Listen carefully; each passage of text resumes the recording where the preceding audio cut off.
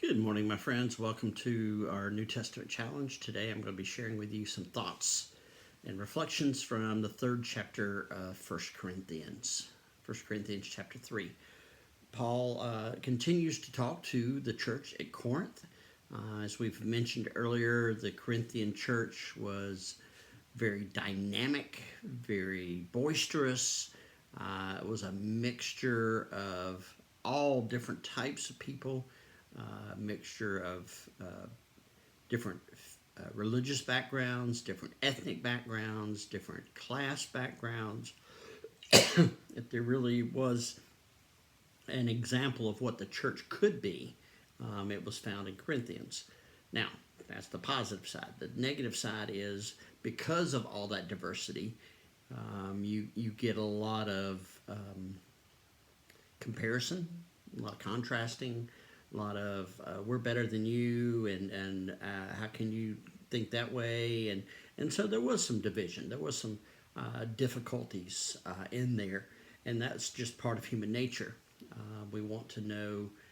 We think oftentimes that our opinion, our beliefs, our thoughts are the right ones. Sometimes that we're correct, or a lot of times we're not.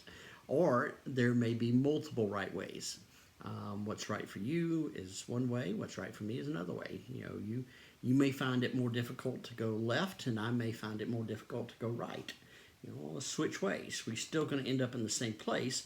We're just going to go down different paths. Now, again, the guide is still the same, Jesus, and what saves us is still the same, his sacrifice.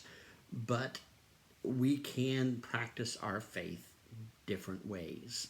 And so he talks about how there were divisions and cliques. You talk about cliques in the modern church youth group, in the modern church. There were cliques back in the Corinthian church.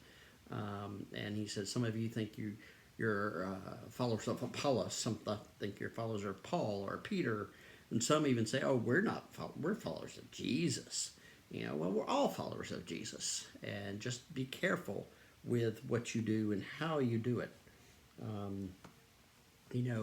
We make those decisions based upon human wisdom, whereas we're called to lean upon God's wisdom, and that these types of divisions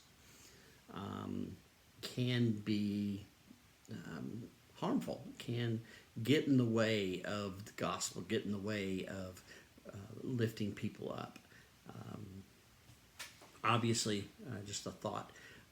I've grown up Methodist, United Methodist. I go back 5 generations in my family.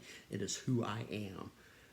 And so, whereas there's a lot of people out in the world today that are downplaying denominationalism. And I get that.